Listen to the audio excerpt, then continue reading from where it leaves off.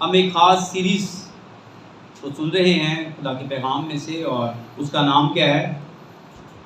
نسل کے امتیاز کی نبوت۔ نسل کے امتیاز کی نبوت، ہم پہلا حصہ اس کا سن چکے ہیں، جس میں ہم نے سیکھا ہے کہ نسل کیا ہے اور اس کی تعریف کیا ہے، کیا ڈیفینیشن ہے۔ کتاب مقدس میں نسل کی جو نبوت ہے اس کی تاریخ کیا ہے، ہسٹوریکل بیک گراؤنڈ کیا ہے، ببلیکل، اور پھر اس کے بعد علم المشابہت انالوجی میں اور پالیسیمی میں، تفسیر المعانی میں اس کا کیا مطلب ہے، اور پھر اس کے بعد آگے ہم بڑھے ہیں نسل، اور پھر کس طرح سے خدا جو ہے وہ چاہتا ہے کہ ہم ایمانداروں کی نسل اور جو ابلیس کی نسل ہے اس میں کیا فرق ہے۔ اس سے اگلا حصہ آج ہم اس کو شروع کرتے ہیں۔ اس میں جو پہلی بات ہے وہ یہ ہے کہ ہم کس طرح سے اپنی پہچان پہلے کرتے ہیں۔ سب سے پہلے ہم اپنی پہچان، پھر برائی کی پہچان، اور پھر دوسروں کی پہچان کیا ہے۔ اور جو سب سے پہلے اس کا حصہ ہے وہ ہے کہ ہم اپنے آپ کا امتیاز کیسے کرتے ہیں۔ نسل کے امتیاز کی نبوت، یہ پیغام ہے، اور اس کا آج جو دوسرا حصہ ہے اس میں ہم سیکھ رہے ہیں نسل جو ہے، اس میں جو اگلا حصہ ہے وہ اپنے آپ کا امتیاز، کہ ہم اپنے آپ کا امتیاز، کہ ہم اپنے آپ کی پہچان کیسے کرتے ہیں۔ خدا کے کلام میں سے سیکھیں گے۔ خدا کا کلام بیان کرتا ہے، دوسرا کرنتھیوں 13واں باب اس کی 5ویں آیت میں لکھا ہے، تم اپنے آپ کو آزماؤ کہ ایمان پر ہو یا نہیں، اپنے آپ کو جانچو، کیا تم اپنی بابت یہ نہیں جانتے کہ یسوع مسیح تم میں ہے، ورنہ تم نامقبول ہو۔ دوسرا کرنتھیوں 13واں باب اس کی 5ویں آیت۔ انگلش میں اس کے لیے جو ورڈ ہے، تم اپنے آپ کو آزماؤ کہ ایمان پر ہو یا نہیں ہو، ایگزامن فار فیتھ یہاں پر لفظ استعمال ہوا ہے۔ ایگزامن کریں، ہم اپنے آپ کا امتحان لیں کہ ہم ایمان پر قائم ہیں یا نہیں ہیں۔ اور یہاں پر جو لفظ استعمال ہوا ہے ایگزامن، اس کا مطلب ہے کہ ایمان اعمال کے بغیر مردہ ہے۔ اگر اعمال نہیں ہے تو اس کا مطلب ایمان نہیں ہے، کچھ بھی نہیں۔ ایمان اعمال کے بغیر مردہ ہے۔ اگر اعمال ہیں تو پھر ایمان کا اظہار ہے کہ واقعی ہمارے اندر ایمان ہے۔ اور اس میں جیسے آگے بڑھتے ہیں، اس میں جو دوسری بات ہے، دوسرا تسلنیکیوں 5واں باب اس کی 21ویں آیت میں لکھا ہے، سب باتوں کو آزماؤ۔ پہلے حصے میں لکھا ہے، پہلے میں نے آپ کو بتایا، پہلی جو بات ہے ایگزامن فار فیتھ، ایمان کو آزماؤ، اور پھر اس کے بعد اپنے اندر کیا کرو، سب باتوں کو آزماؤ۔ اور جو باتیں ہیں ان کا تعلق جو ہے وہ فزیکل اعمال کے ساتھ ہے، اس لیے وہاں پر جو لفظ استعمال ہوا ہے وہ ہے ٹیسٹ، ٹیسٹنگ۔ ہمیں ٹیسٹ دینا پڑے گا، ہمیں ٹیسٹ کلیئر کرنا پڑے گا کہ ہم ایمان پر، ہم ان باتوں میں پورے اترتے ہیں یا نہیں ہیں۔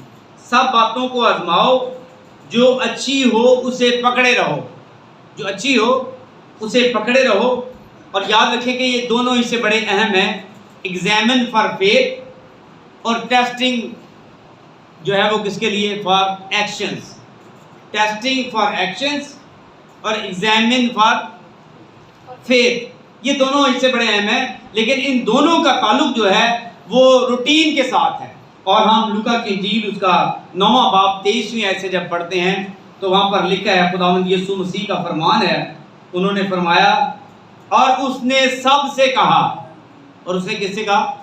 سب سے کہا۔ یہ نہیں کہ خاص شاگردوں سے کہا اور باقی نہیں، لکھا ہے اور اس نے سب سے کہا، اور اس نے سب سے کہا، اگر کوئی میرے پیچھے آنا چاہے تو اپنی خودی کا انکار کرے، اور ہر روز اپنی صلیب اٹھائے اور میرے پیچھے ہو جائے۔ اور کیا کرے؟ ہر روز اپنی صلیب اٹھائے۔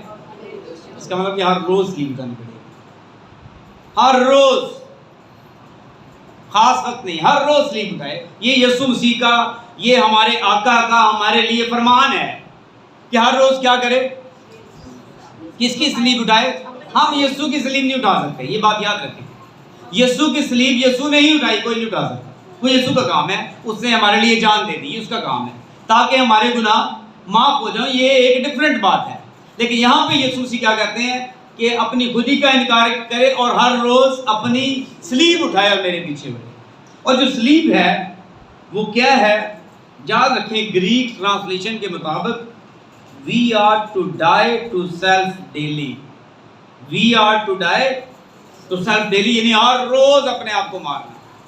بڑا مشکل کام ہے، ہر روز کیا کرنا؟ اپنے آپ کو مار دینا۔ صبح سے لے کے رات سونے تک آپ اپنے آپ کو مار دیں، اور یاد رکھیں کہ یہی ہر روز اپنی سلیب اٹھانا ہے۔ اور اس میں جو چوتھی بات ہے وہ بھی یاد رکھیں کہ اس کے بعد ایمان کی آزمائش ہے۔ ان تینوں کاموں کے بغیر آزمائش نہیں ہو سکتی۔ پہلا ایسا کیا ہے جی؟ ایگزامن فار فیتھ، دوسرا ایسا ٹیسٹنگ فار ایکشنز، اور تیسرا ایسا کیا ہے جی؟ پھر اس کے بعد ایوری ڈے، ڈیلی۔ اور میں نے بتایا کہ we are to die to self daily, ہر روز مرنا پڑے گا، ہر روز۔ حالانکہ کچھ وقت کے لیے ہم مر جاتے ہیں لیکن پھر زندہ ہو جاتے ہیں، کچھ وقت کے لیے مرتے پھر زندہ ہو جاتے ہیں۔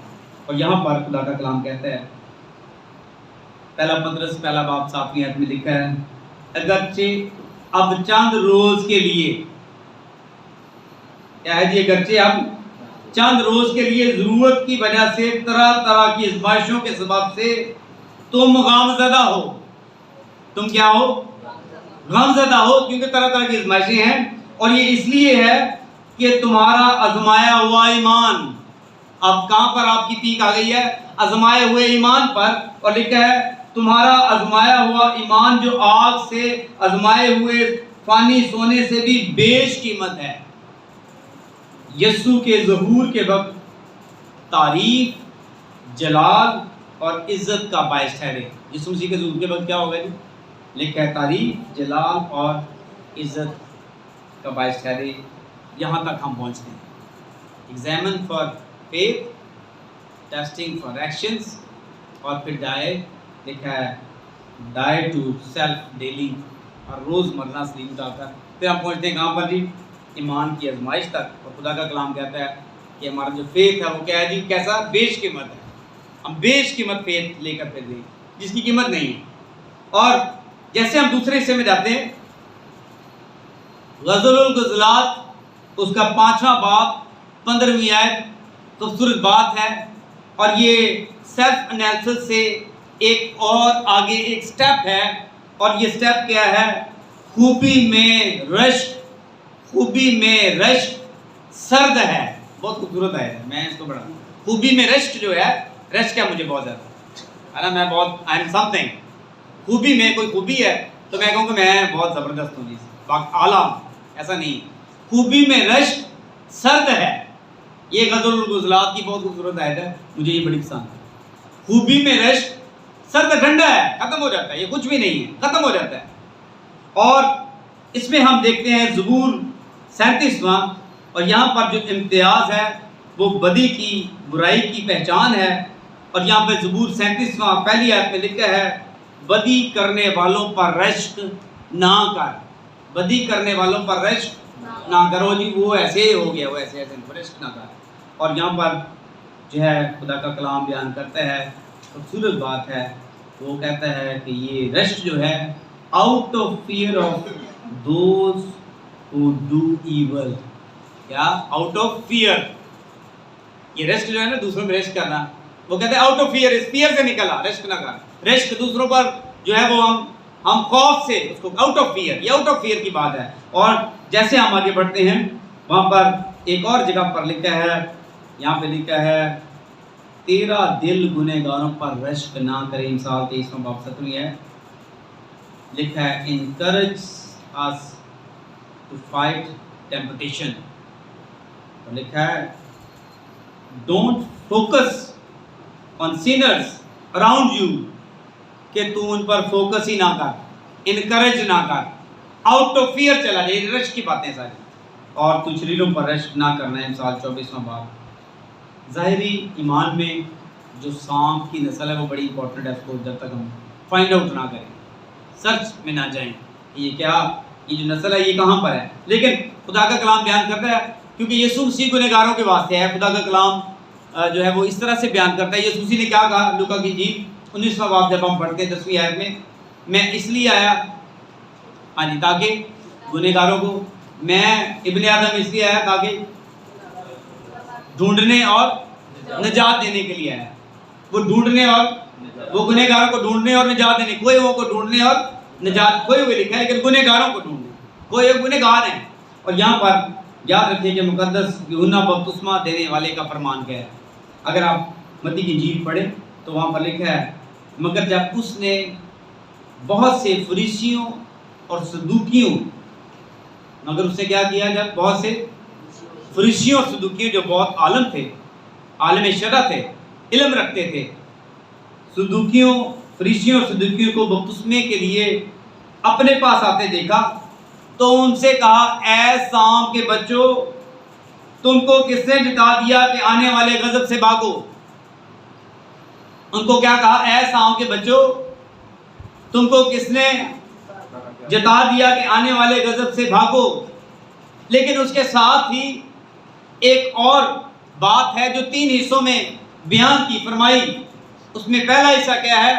لکھا ہے پس توبہ کے موافق پھل لاؤ۔ پہلی بات، اگر ایک شخص جو ہے وہ ابلیس سے نکل کر خدا کی طرف آتا ہے تو اس کے لیے پہلی جو شرط ہے وہ کیا ہے؟ اگر جو غیر ایماندار ہے وہ ایمان کی طرف واپس آتا ہے، ایماندار بنتا ہے، اس کے لیے پہلی شرط کیا ہے؟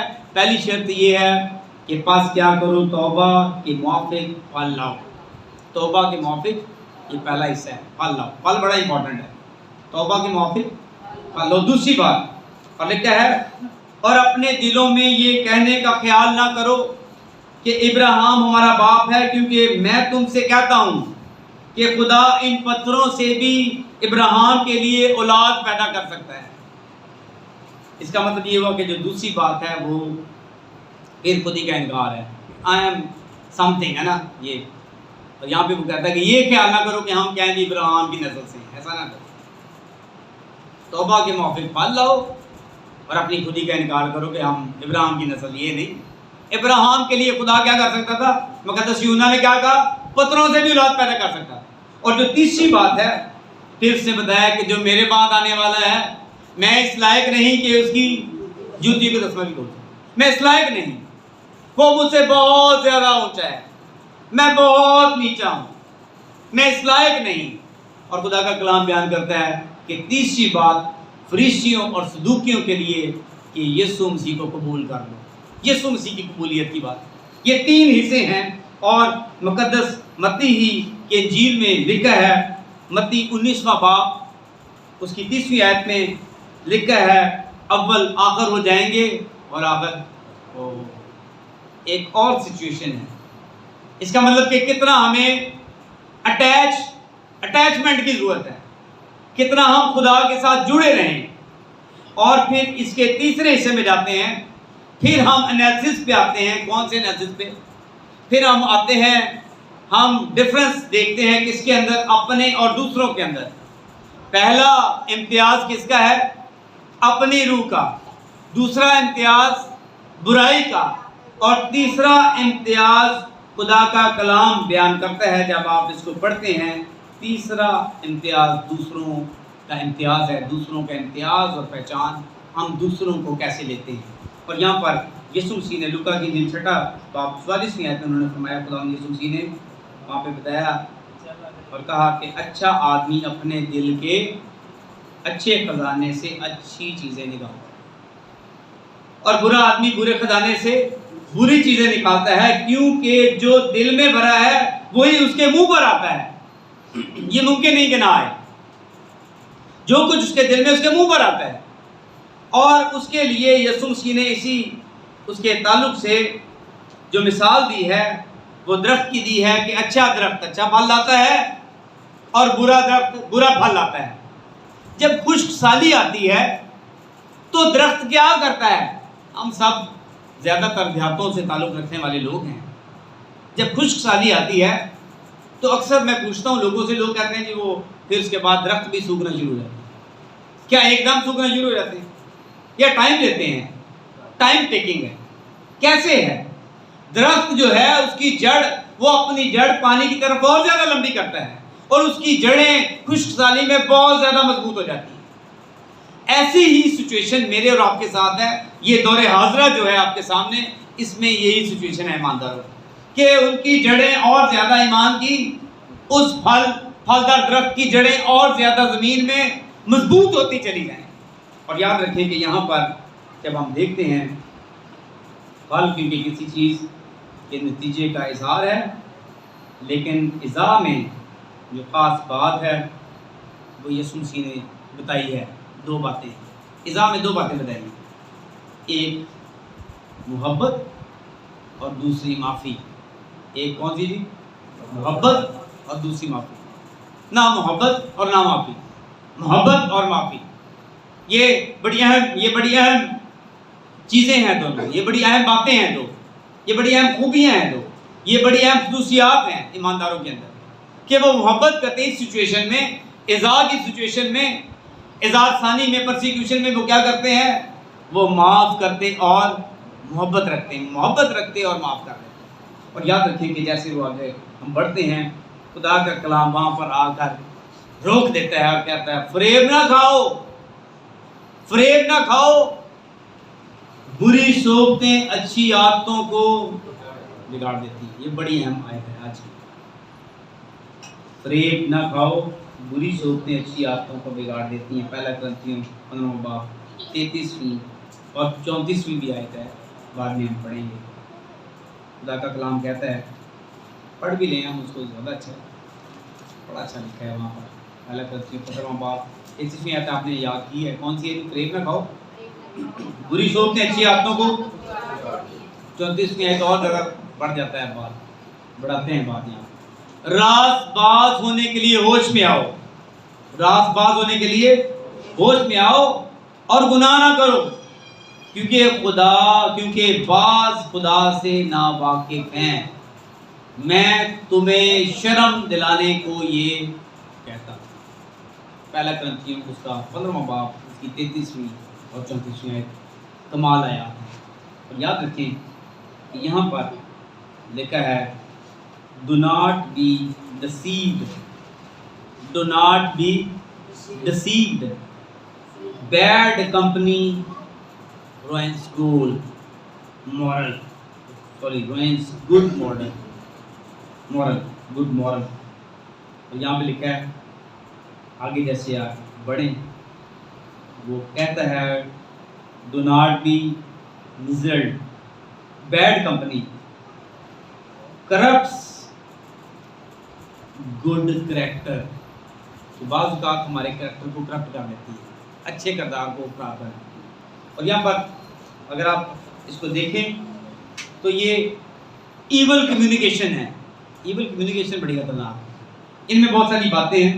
اس میں پہلی بات یہ جملہ عمر ہے. اس میں یہ نہیں کہ چھوٹی عمر کا ہے تو وہ خراب نہیں ہو سکتا، ایسا نہیں.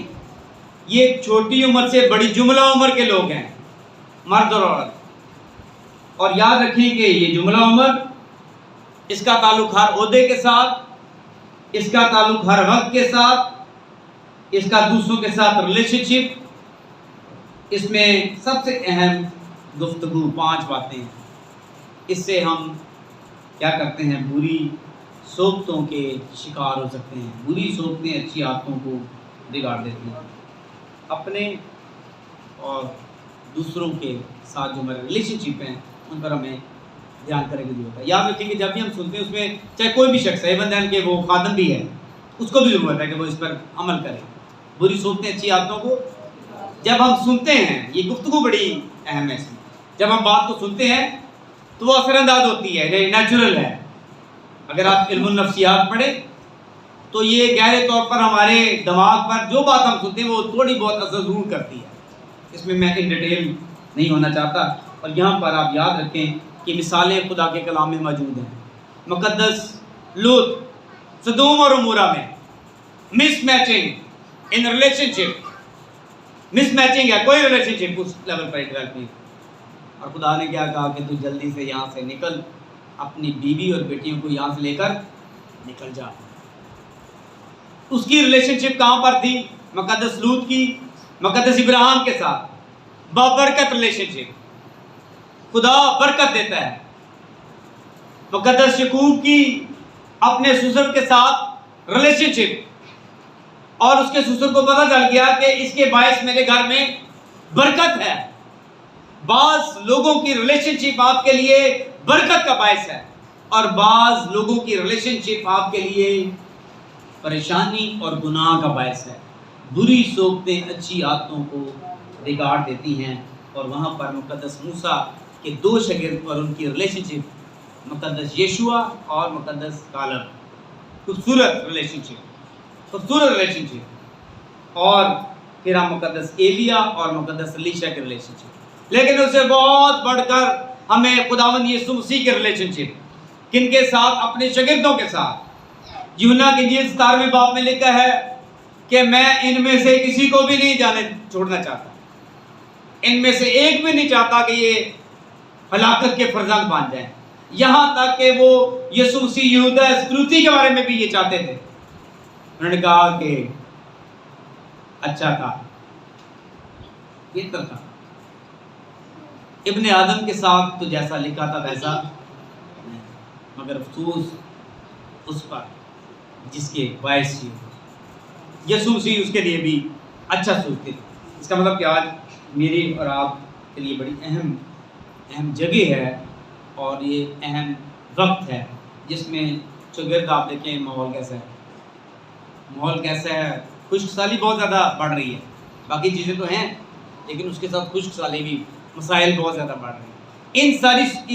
ان سارے حالات میں، اس سچویشن میں اور آپ ہم کہاں پہ کھڑے ہیں؟